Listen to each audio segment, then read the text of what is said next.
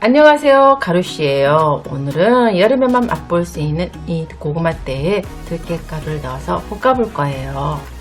재료는 이렇게 준비해 주시면 된답니다.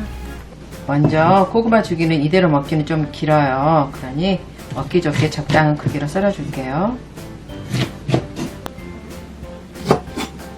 그리고 고구마 줄기만 있으면 조금 심심해요. 그러니까 천연의 단맛을 더해줄 양파를 잘 녹아들도록 가늘게 썰어줄게요.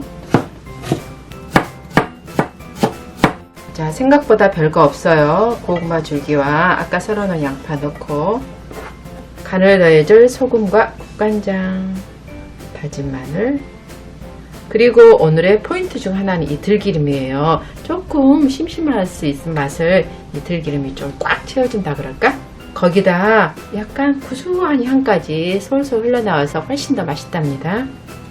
여기에 물을 넣고 일단 한 번만 더 졸여줄 거예요. 고구마 줄기가 다 익은 상태이긴 하지만 간이 배려면 좀 시간이 걸리잖아요. 그러니까 물 넣고 끓여줄게요.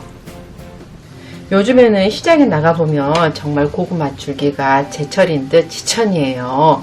그래서 이거를 지금 먹으면 가장 싸고 또 맛있게 즐길 수 있어요.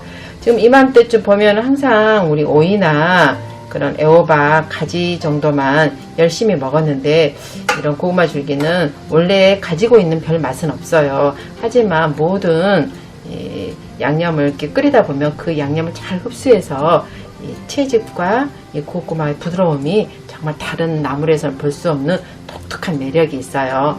특히 가장 어울리는 재료가 들깨가루인데 들깨가루를 넣으면 정말 고소하고 부드러운 맛이 정말 입맛 담근 데는 딱이에요.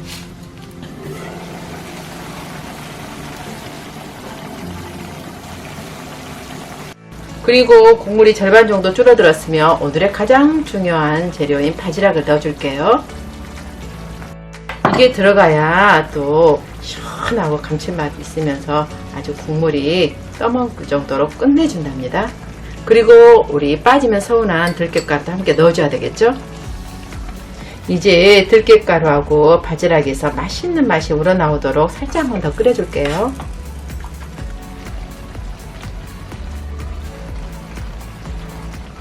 이거는 막 끓여서 먹으면 맛이 더 없어요. 식어서 차갑게 더 먹어야 또 국물도 좀 더 찐득하면서 더 맛있답니다.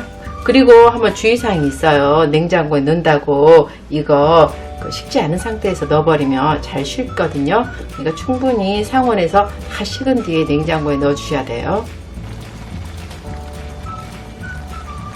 여러분도 제철인 고구마대 들깨가루에 맛있게 볶아서 드시고 오늘도 내일도 힘내세요.